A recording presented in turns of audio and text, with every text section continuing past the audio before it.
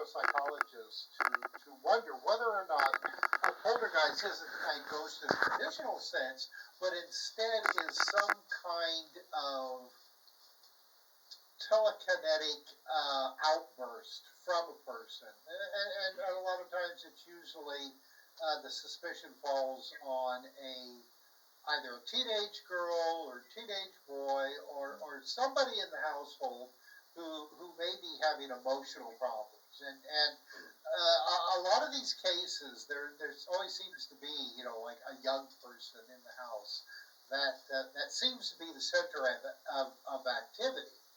And it's gone back and forth over the years, whether or not it is a ghost or a spirit of some kind, or just the human element going on. Now, in the book, I've got a big section from the late Paul Eno, because it was he developed the hypothesis over the years that poltergeists are primarily parasites from an alternate reality that exists alongside of our own, but they are able to access ours in order to come and have a buffet off of our energies. And they seem to be particularly interested in generating fear response or anger. Fear seems to be the big one, but anger will work too, and that they are able to feed off of this energy.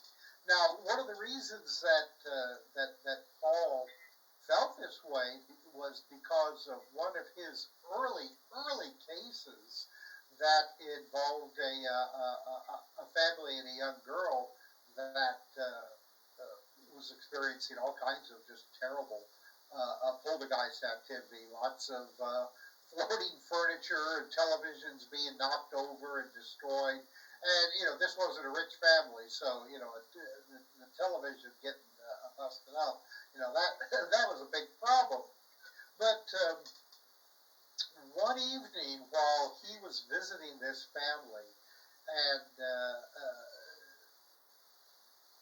they saw coming down the hallway towards this girl several kind of wispy entities that were coming into the living room and directly towards this girl.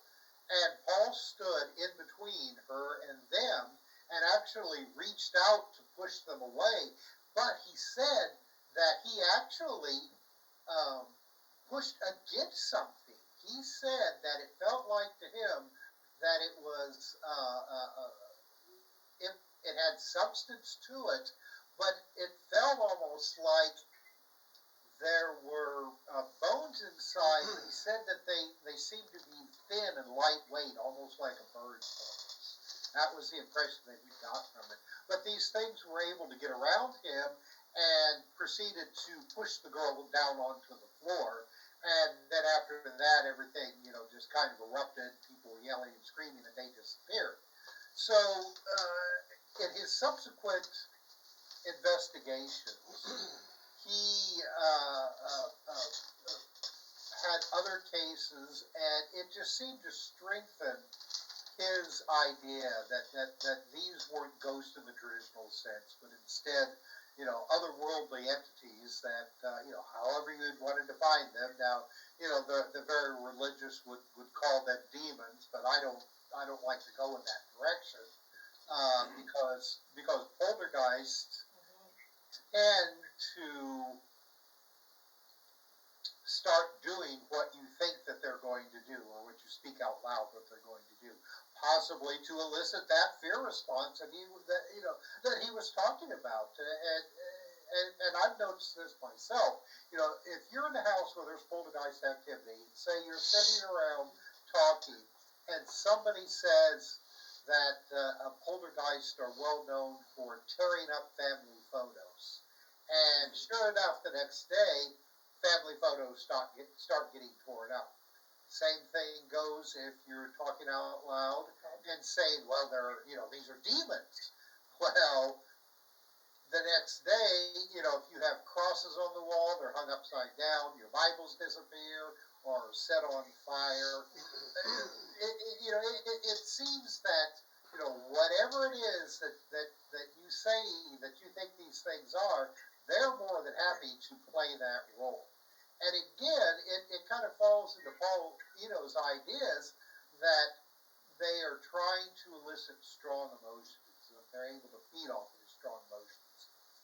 And I've said this before also, that if you bring, say, like a priest or other kind of religious figure into a house that has a poltergeist to try to exorcise it, it usually doesn't do any good. And in fact, it seems to exasperate the situation. And Paul's idea was that, don't do that. Instead, take away its food source. Instead of getting scared or angry, sit around and tell jokes. Now, that may sound weird, but it lightens the atmosphere, and it takes away that energy that these things seem to feed on. Now, in our book, The Persistence of Ghosts, I suggest that it could also be, because face it, when it comes to paranormal activity, there are all kinds of possible explanations, and I don't think that there are any one that is that are definitive. I think that there are all kinds of different things at play. But I suggest that in a lot of cases, a poltergeist is kind of a combination of a person's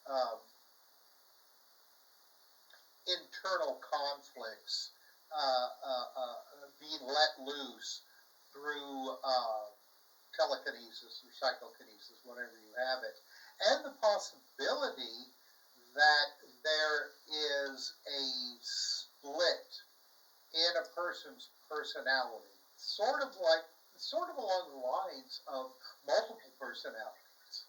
That one of these personalities actually kind of takes on a life of its own and does the things, it's kind of Freudian here, but it kind of does the things that the person is wanting to do secretly but can't. And as well, there could very well be, discarnate entities, like Paul suggested, coming around adding their 2 cents worth as well. That's why it's so important to go into these investigations without a mindset, without a belief system, because you're going to be presented with all kinds of different scenarios, and if you go in convinced that you're dealing strictly with ghosts, or strictly with parasites, or strictly with demons, then the phenomena tends to mold itself to meet your expectations. So that's why you have to approach every different situation, every investigation with a fresh, clear mind, and leave your beliefs at home. That's kind of a roundabout way of going about to answer your question there, Paul. And Tim, that's so interesting because I've been on like 2,500 investigations. I've been on a lot. And there's a lot of cases where they say it was a poltergeist. Well, I didn't find no evidence of that except for 2. And one that really pops in my head is, I call it the penny throwing poltergeist. And my team went in there, and these pennies came out of nowhere and would just drop on the floor. I said, what the hell is going on here? I said, okay, everybody, including the occupants, a man and a woman, I said, get over here in the circle. I said, everybody put their hands up, okay, where I could see it. And we got our hands up, and I said, okay, if there's anything out there, throw another penny at me. And sure enough, here comes a penny. I go, what the?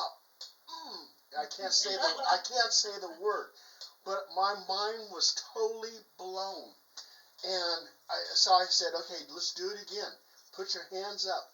Hands up again.